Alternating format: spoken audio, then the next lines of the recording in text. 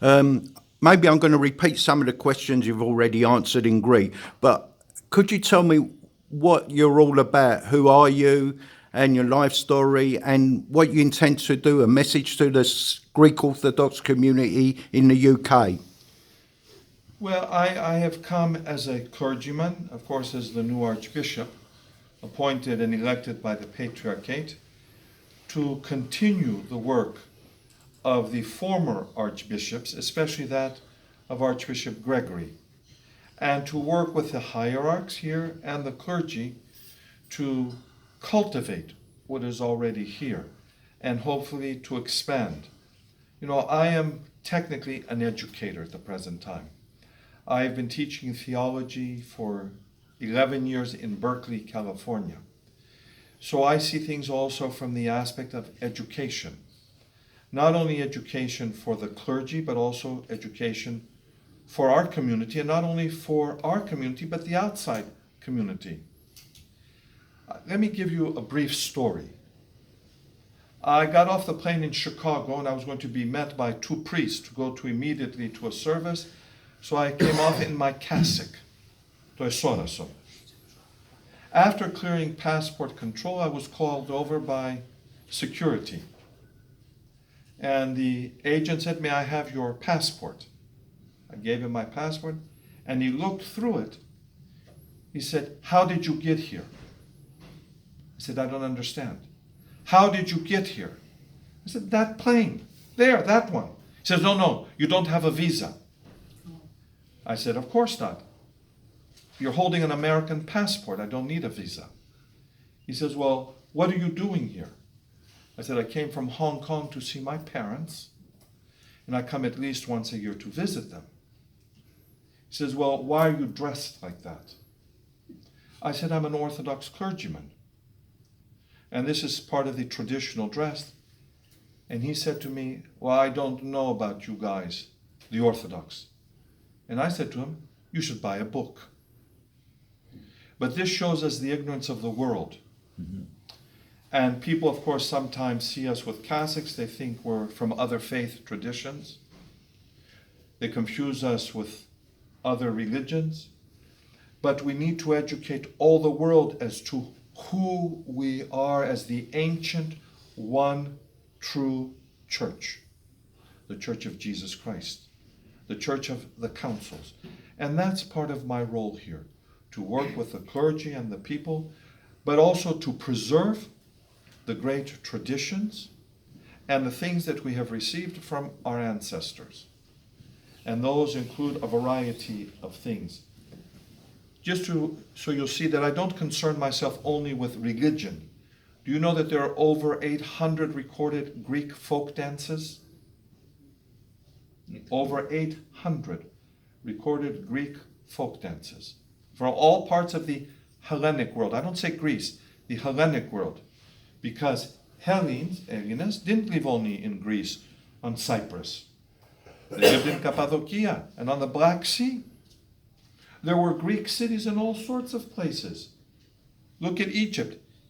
If you look at some pages in some modern books, you read about Cleopatra, the African queen of Egypt. She wasn't at all. She may have been born there, but she was from the descendants who went from Macedonia and the people of Alexander, and I'm proud to say I come from those same areas. But we have to know our history and our identity, and it's to help young people especially understand their identity, their full identity and complete, and not to forget it.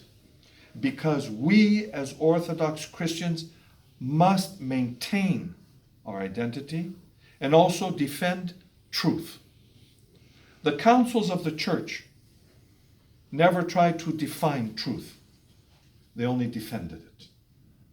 And we must defend truth on every level, in religion, in society, if you want to say even in the political sphere.